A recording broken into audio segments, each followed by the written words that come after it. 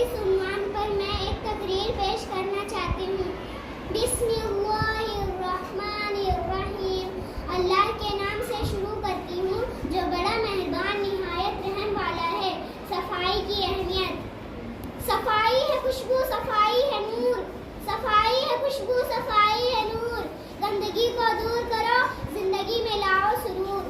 محترم صدر جلسہ، معزز اساتذہ کرام اور میرے پیارے بھائیوں اور بہنوں، السلام علیکم ورحمۃ اللہ وبرکاتہ۔ یہ دنیا برق رفتاری سے تبدیل ہو رہی ہے۔ نت نئی ایجادات و انکشافات کا انقلاب برپا ہو رہا ہے۔ نئی نئی مشینوں اور ٹیکنالوجی نے انسانوں کی جگہ لے لی ہے۔ صفائی اپنا ایک منفرد مقام اور پہچان رکھتی ہے، کیونکہ اس کا تعلق حفظان صحت اور تمام زیرو مخلوقات میں نمایاں ہے۔ صفائی رکھنے سے انسان ہمیشہ تندرست رہتا ہے۔ صاف ستھرے انسان کی ہر جگہ عزت اور سربلندی ہوتی ہے۔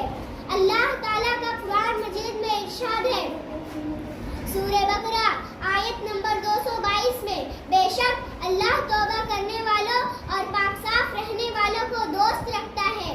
نیز حضور صلی اللہ علیہ وسلم نے فرمایا، پاکیزگی نصف ایمان ہے۔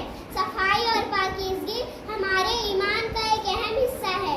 ان کے بغیر ہماری کوئی عبادت بھی قبول نہیں ہو سکتی۔ بحیثیت انسان ہمیں جسم کے ساتھ ساتھ لباس، جگہ، ماحول اور روح کو بھی پاکیزہ رکھنا ضروری ہے۔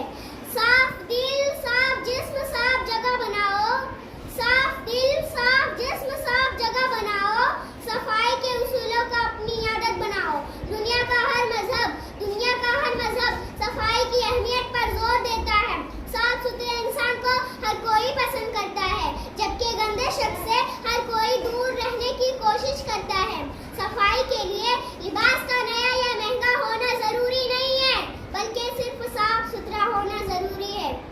صفائی ستھرائی انسان کو بہت سی بیماریوں سے محفوظ رکھتی ہے۔ جسم کی صفائی کے لیے ہمیں روزانہ غسل کرنا چاہیے۔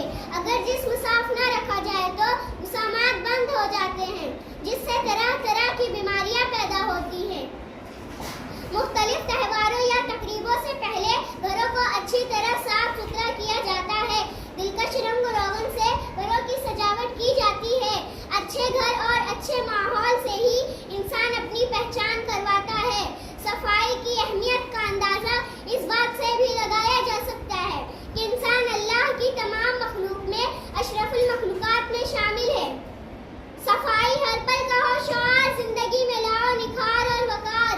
صفائی ہر پل کا ہو شعار، زندگی میں لاؤ نکھار اور وقار۔